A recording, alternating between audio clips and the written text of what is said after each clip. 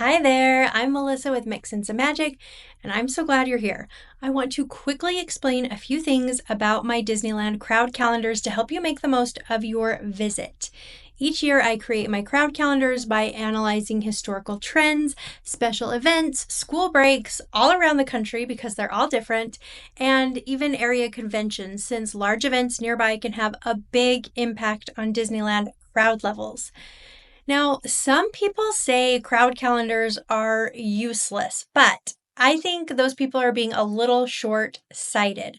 While it's true that crowds are harder to predict than they used to be, crowd calendars are still an extremely valuable tool for planning your trip. And I'm going to tell you why.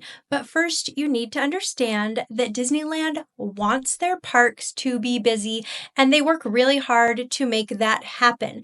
That's why they have these special events, and that's why they have recently started having ticket sales that are good only for lower crowd times because they're trying to draw more people to the parks during those lower crowd times.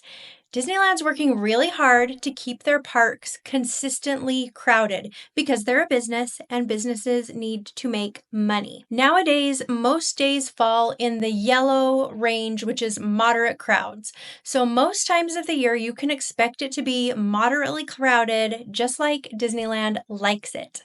Like I said before, I've heard people, even other Disney content creators, say that crowd calendars are worthless, and I completely disagree. It's true that it's pretty tough to predict low crowd days because Disneyland is trying really hard to eliminate them and they are few and far between, but it is much easier to predict those super busy red days. That's where the value of crowd calendars comes in. Use my crowd calendars to avoid the most crowded day. So yes, it's true that there's not many low crowd days at the parks anymore, but that doesn't mean you can't use a crowd calendar to avoid the high crowd days because there are a ton of very high crowd days and my crowd calendars can help you avoid them. That's why they are still valuable. If you can plan your visit on a green or a yellow day, that's awesome. You'll have a much better experience with shorter waits and more flexibility. So use my crowd calendars to avoid the red days whenever possible. But if you do need to visit on a red day, don't worry, you can still have an amazing time. Just be sure to check out my article on how to manage Disney crowds for the best tips and strategies. On my website, I have a crowd calendar for each month of the year, along with detailed guides for visiting Disneyland during every season.